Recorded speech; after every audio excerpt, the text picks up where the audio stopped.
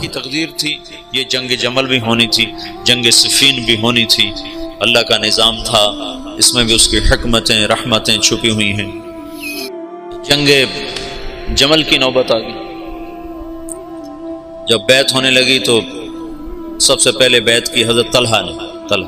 ان کا یہ ہاتھ بیکار ہو گیا تھا احد کی لڑائی میں نا، تلوار وہ تیروں کو سہتے سہتے جو اللہ کے نبی پر تیر آتا تو آگے ہاتھ کر دیتے تھے، تو سارا ہاتھ ختم ہو گیا، وہ الٹے ہاتھ سے لڑتے تھے۔ اس کے بعد تو انہوں نے جب بیعت کی نا تو ایک آدمی نے کہا اوہو یہ بیعت تو ٹھیک نہ ہوگی، وہ بیکار ہاتھ سے کی نا، تو انہوں نے فال لی اس سے، اللہ کے نبی بھی فال لیتے تھے، کَإِنَّ هَذِهِ الْبَيْعَةَ لَا تَتِمُّ، یہ کام سرے نہیں چڑھے گا۔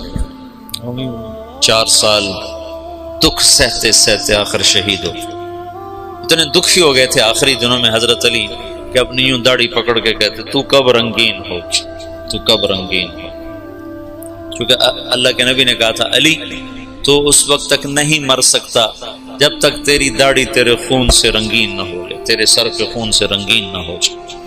اور صالح علیہ السلام کی اونٹنی کا قاتل اشقا تھا، میری امت کا اشقا وہ ہوگا جو تجھے قتل کرے گا۔ تو پھر ایسے داڑھی کو پکڑ کر کہتے تو کب رنگین ہو، پھر کہتے وہ اشقا کدھر ہے، وہ اشقا کدھر ہے، وہ آتا کیوں نہیں، وہ کدھر ہے۔ اتنے دکھی ہو گئے تھے، بے وفائی، لوگوں کی جفا۔ حضرت معاویہ رضی اللہ عنہ کو شام کا ٹکڑا ملا جو بڑے سلیقے والے، بڑے طریقے والے، بڑے وفادار، اور حضرت علی رضی اللہ عنہ کو کا امتحان بڑا تھا، بڑوں کے امتحان بھی بڑے، ان کو عراق ملا جہاں کے لوگ منافقانہ عادات اور ہر جتنے بھی عیب، اس لیے تو حجاج اللہ نے ان پہ مسلط کیا، عراق والوں پہ بھرے ہوئے، بے وفائیوں سے بھرے ہوئے۔ تو اس کا آخری نتیجہ حضرت علی کی شہادت پہ نکل، جنگ جمل ہوئی جس میں حضرت طلحہ جیسے، حضرت زبیر جیسے شہید ہوئے۔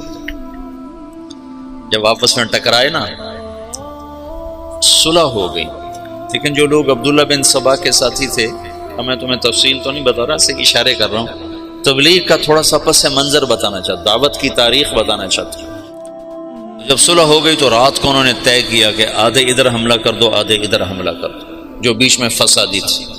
تو تہجد کے وقت آدھے لوگوں نے حضرت علی پہ حملہ کر دیا، آدھوں نے حضرت زبیر، حضرت عائشہ کے لشکر پہ حملہ کر دیا، اور دونوں طرف شور مچا دیا۔ علی نے حملہ کر دیا، انہوں نے کہا زبیر نے حملہ کر دیا۔ تو علی کہنے لگے او ہو آئے ہائے۔ حضرت حسن جب نکلنے لگے نا اس کے لیے، عراق کے لیے، تو حضرت حسن نے کہا بابا مت نکلو ورنہ تمہاری جنگ ہو جائے گی۔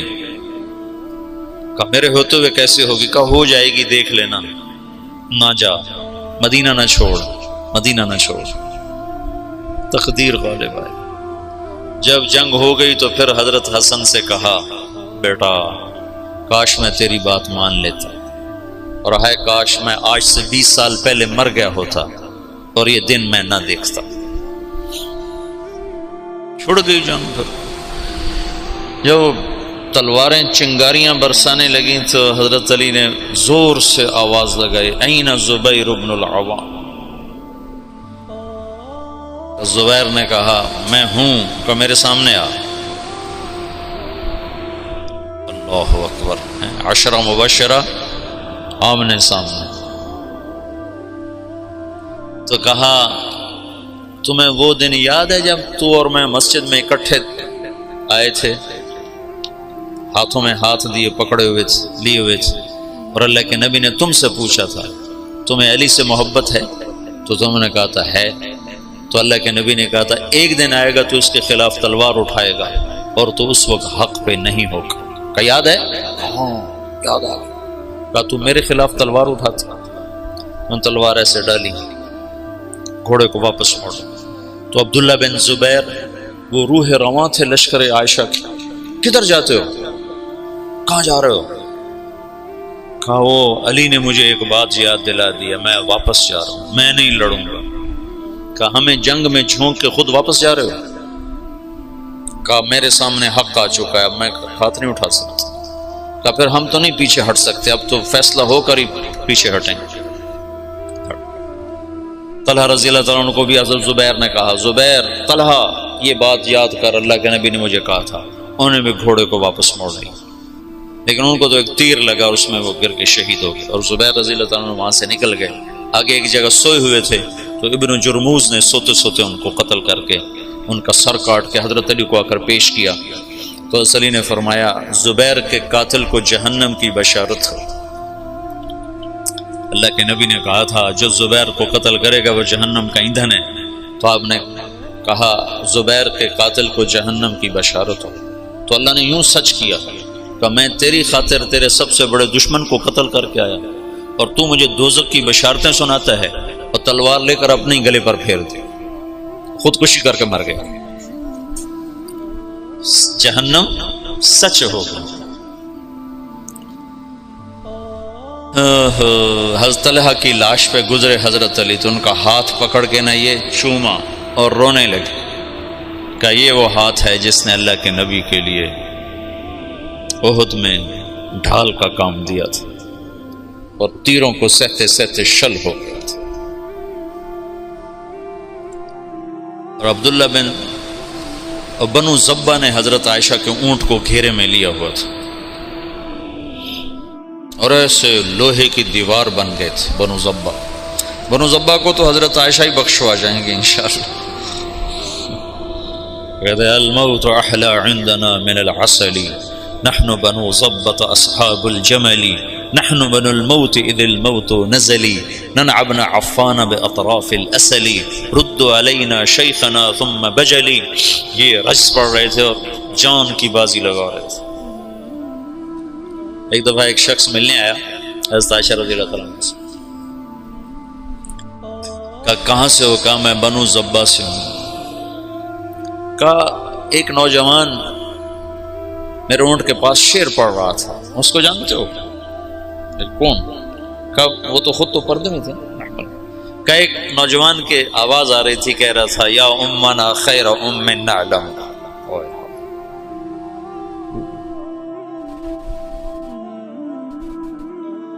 یا امنا خیر ام نعلم اما ترین کم شباب یکلم وتفتلی حامته والمعصم۔ تو وہ کہنے لگا جی وہ میرا سگا بھائی تھا۔ تو عائشہ روتے روتے روتے ساری چادر آنسوں سے تر کرتا۔ تو ایسے ایسے شاہ سوار اس دن شہید ہوئے جو اکیلے اکیلے ہزاروں پر بھاری تھے، طرفین سے۔ پھر آخر میں عبداللہ بن زبیر رضی اللہ تعالیٰ عنہ نے حضرت عائشہ کے اونٹ کو پکڑا، پھر آخر تک وہ جمے، ورنہ جو آتا تھا وہ قتل ہو جاتا، یا وہ قتل ہو جاتا یا قاتل یا حملہ آور قتل ہو جاتا تھا۔ ایک دو بڑے شاہ سوار آمنے سامنے آئے، دونوں ایک ایک ہزار پر بھاری تھے، ایک ادھر ایک کے ہاتھ میں حضرت عائشہ کا اونٹ، دوسرا حضرت علی کی طرف سے، دونوں ایک دوسرے کے وار سے ایک وقت میں ختم ہو کے گر گئے۔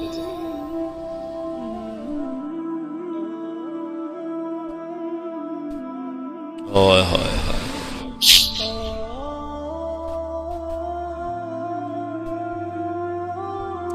پھر وہ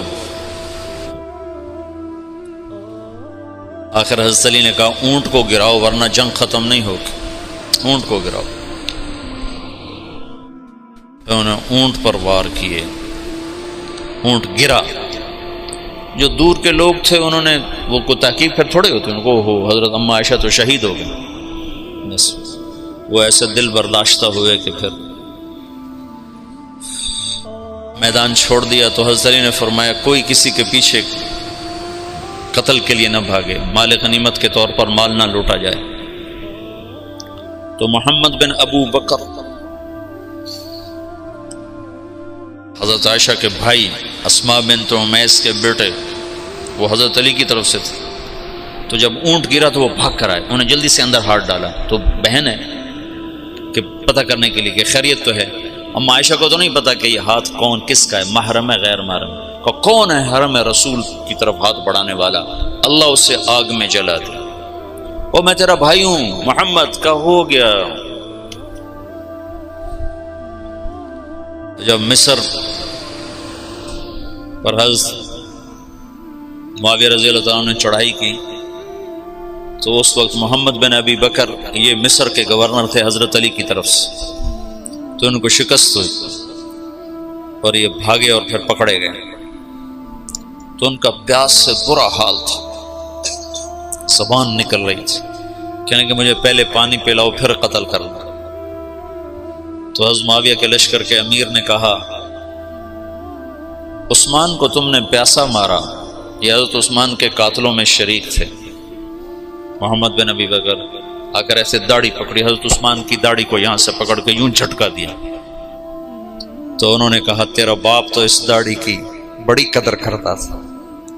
تو ایسی شرم آئی کہ واپس چلے گئے، بس اس کے بعد حصہ نہیں لیا، لیکن بس داڑھی پکڑنا ہی کافی ہو گیا تھا۔ تو انہوں نے کہا عثمان کو پیاسا مارتے ہو، خود پانی مانگتے ہو، کہ تمہیں اسی پیاسا قتل کروں۔ معاویہ بن خدیج ایسے کوئی امیر کا نام تھا، مجھے پورا نام یاد نہیں ہے، ذہن سے نکل گیا، قتل کیا۔ پھر ایک گدھے کی کھال میں اس کی لاش کو لپیٹ کر اسے آگ لگا دی اور وہ جل گئے۔ حضرت عائشہ کا فرمان سچا ہوا، اللہ اسے آگ میں جلا دیا۔ تو ایک دفعہ جو دعوت کو جھٹکا لگا ہے، یہ اللہ کا نظام تھا، اختلاف ہونا تھا۔ حضرت علی کی شہادت پر ایک دور ختم ہوتا ہے، حضرت حسن رضی اللہ عنہ خلیفہ بنتے ہیں، پھر وہ 6 مہینے بعد حضرت معاویہ کے حق میں دستبردار ہو جاتے ہیں، اور پھر دوبارہ دعوت کا دور چلتا ہے، اور پھر دعوت اپنے اعلیٰ قدم و ساق قائم ہوتی ہے، اور پھر وہ اسلام کی ریل پیل لہل بہر دوبارہ واپس آتی ہے جب حضرت معاویہ رضی اللہ عنہ خلافت کو سنبھالتے ہیں۔